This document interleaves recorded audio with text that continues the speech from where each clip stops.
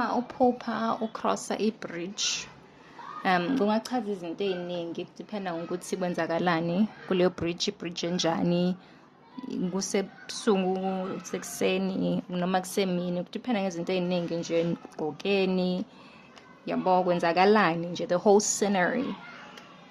Kodwa-ke na ukucrossa i-bridge ephupheni kusho ukuthi izinto ziyashintsha, kuchaza khona ukuthi uphuma from phase A to phase B.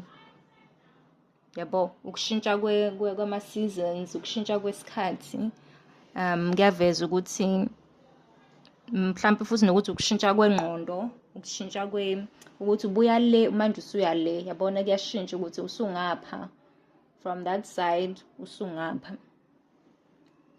So kuveza okuningi. Kanti futhi ukucross i-bridge kungaveza nje ukuthi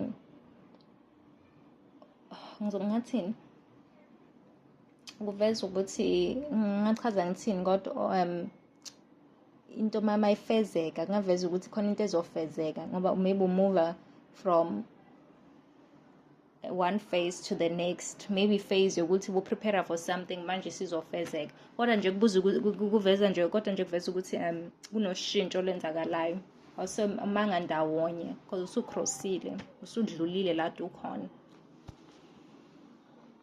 Ninga-like, ni-comment, ni-subscribe, ningibuzeni amaphupho wenu, ngizanitshela mina.